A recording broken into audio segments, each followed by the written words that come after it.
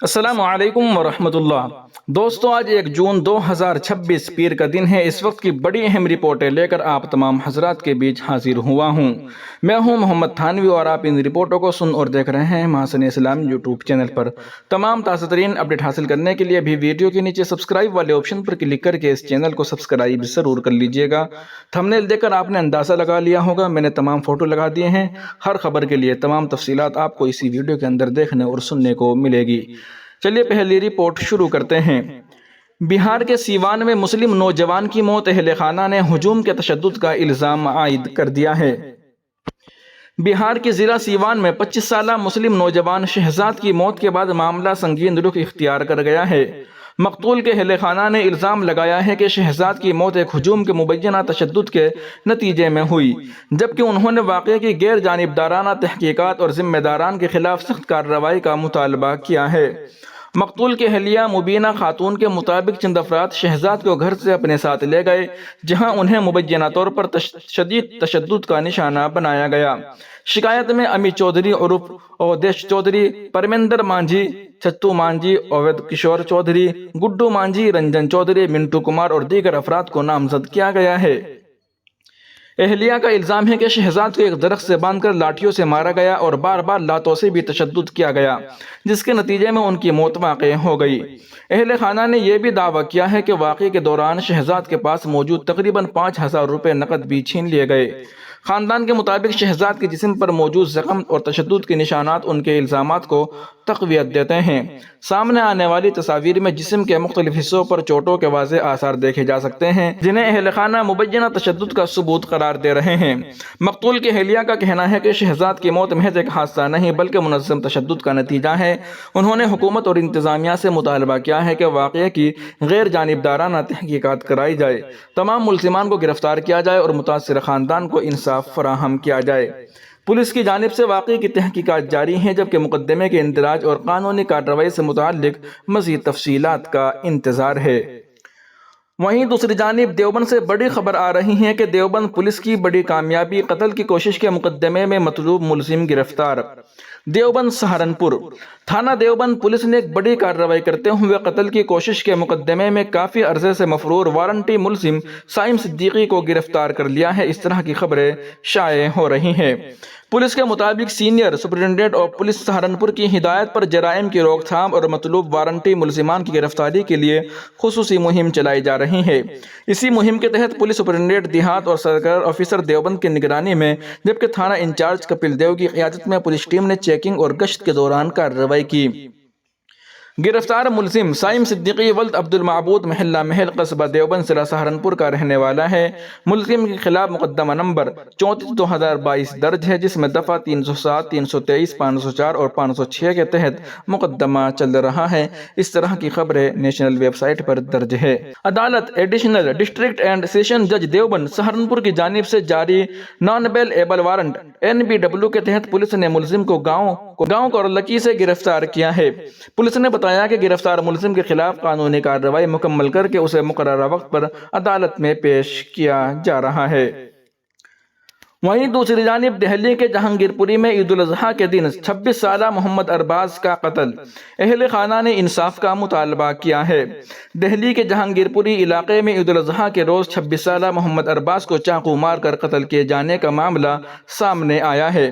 مقتول کے اہل خانہ نے واقعے کے سلسلے میں بعض افراد پر سنگین الزامات عائد کرتے ہوئے انصاف کا مطالبہ کیا ہے۔ مقتول کے بھائی کے مطابق عید کے دن ان کے بھائی ارباز یا ان کے دوست سلمان نے ایک نوجوان سے دکان سے سگریٹ لانے کے لیے کہا تھا، جس پر مبینہ طور پر تلخ کلامی ہو گئی۔ ان کا دعویٰ ہے کہ ارباز نے معاملے کو پرسکون کرنے کی کوشش کی اور نوجوان کو جانے کے لیے کہا۔ گھر والوں کے مطابق بعد میں مذکورہ نوجوان اپنے چند ساتھیوں کو لے کر واپس آیا۔ مقتول کے بھائی کا الزام ہے کہ ارباز نے جھگڑا ختم کرنے اور معذرت کرنے کی بھی کوشش کی، لیکن حملہ آوروں نے ان پر چاقو سے حملہ کر دیا، جس کے نتیجے میں وہ شدید زخمی ہو گئے۔ خاندان کا کہنا ہے کہ اسپتال پہنچنے کے تقریباً 10 سے 15 منٹ بعد محمد ارباز کی موت ہو گئی۔ گھر والوں نے الزام عائد کیا ہے کہ واقعے میں ملوث بعض افراد کے خلاف مکمل کارروائی نہیں کی گئی اور انہوں نے تمام ملزمان کی گرفتاری اور منصفانہ تحقیقات کا مطالبہ کیا ہے۔ پولیس کی جانب سے جاری سرکاری موقف اور تفتیشی نتائج کا انتظار ہے، جبکہ واقعے کی مزید جانچ جاری ہے۔ वहीं दूसरी जानिब ताजमहल को मंदिर करार देने वाली रिपोर्ट पर सुधीर चौधरी के शो को NBDSA की फटकार। News broadcasting and digital standards authority NBDSA ने मारूफ सहाफ़ी समीर चौधरी के एक टीवी शो पर सख्त एतराज़ जाहिर करते हुए कहा है कि ताजमहल को हिंदू मंदिर करार देने से मुताल्लिक पेश की गई रिपोर्टिंग गैर जानिबदाराना नहीं थी। अथॉरिटी के मुताबिक प्रोग्राम में मौजू को मुतवाज़न अंदाज में पेश नहीं किया गया और सहाफ़ती उसूलों के मुताबिक मुख्तलिफ पहलुओं को मुनासिब नुमाइंदगी नहीं दी गई। NBDSA ने अपने फैसले में कहा कि ऐसी रिपोर्टिंग नाज़रीन को यकतरफा तासुर दे सकती हैं जो गैर जानिबदार सहाफ़त के उसूलों के खिलाफ है। ये मामला उस वक्त ज़ेर बहस आया जब प्रोग्राम में ताजमहल की तारीख़ी हैसियत पर सवालात उठाए गए और उसे मुबैना तौर पर एक कदीम हिंदू मंदिर से जोड़ा गया। NBDSA ने इसे तर्ज पेशकश पर तनकीद करते हुए वाज़ेह किया कि खबरों और तारीख़ी मौज़ूआत की रिपोर्टिंग में तवाज़ुन और गैर जानिबदारी बरकरार रखना ज़रूरी है। इस फैसले के बाद मीडिया हलकों और सोशल मीडिया पर भी इस मामले पर बहस तेज़ हो गई है। वहीं दूसरी जानिब असद इनकाउंटर पर समाजवादी पार्टी तर्जमान अमीक जामई ने खोले राज। असद का इनकाउंटर हुआ, सूर्या के ख़ानदान को यकीनन इंसाफ मिला जो मिलना भी चाहिए था, लेकिन अगर गैर जानिबदाराना जांच हो तो मालूम हुआ कि गाज़ियाबाद में नाबालिग असद और सूर्या आपस में दोस्त थे और एक ही गली में रहते थे। सूर्या की असद की बहन से दोस्ती थी जिसे असद पसंद नहीं करता था। इसी मामले को लेकर दोनों ख़ानदानों के दरमियान तनाज़ुर चल रहा था। बाद में असद के ख़ानदान ने महल्ला भी तब्दील कर लिया, लेकिन दोस्ती का सिलसिला जारी रहा। कहा जा रहा है कि यही मामला बाद में सूर्या की जान के लिए जानलेवा साबित हुआ। ऐसा कहना है अमीक जामई तर्जमान समाजवादी पार्टी का। वहीं दूसरी जानिब दिल्ली पुलिस की स्पेशल सेल ने बड़े दहशतगर्दाना हमले की मुबैना साजिश नाकाम बना दी। दिल्ली पुलिस की स्पेशल सेल ने कार्रवाई करते हुए ISI से मुबैना ताल्लुक रखने वाले 8 मुश्तबा दहशतगर्दों को गिरफ्तार करने का दावा किया है। गिरफ्तार अफराद की शनाख्त विजय, नीतीश, हरविंदर, गगनदीप, मंजीत, तौकीर और कामिलामा समेत दीगर के तौर पर की गई है। पुलिस के मुताबिक मुलजमान के कब्जे से हैंड ग्रेनेड और पिस्तौल भी बरामद किए गए हैं। मामले की मज़ीद तफ्तीश जारी है। वहीं हुमायूं कबीर MLA मगरबी बंगाल का बयान सामने आया है। उन्होंने कहा कि 15 बरस तक मगरबी बंगाल में ममता बनर्जी की क़यादत में तृणमूल कांग्रेस TMC की हुकूमत रही। इस दौरान उन सब ने अवाम को इस्तेमाल किया। अब इक़्तिदार से दूर होने के बाद अवाम को मौका मिला है और लोगों ने उनके खिलाफ आवाज़ उठाने का फैसला किया है। ये अवामी रद्द अमल है। तो इस तरह का बयान हुमायूं कबीर का TMC के रहनुमाओं अभिषेक बनर्जी और कल्याण बनर्जी पर हमले के बाद सामने आया है।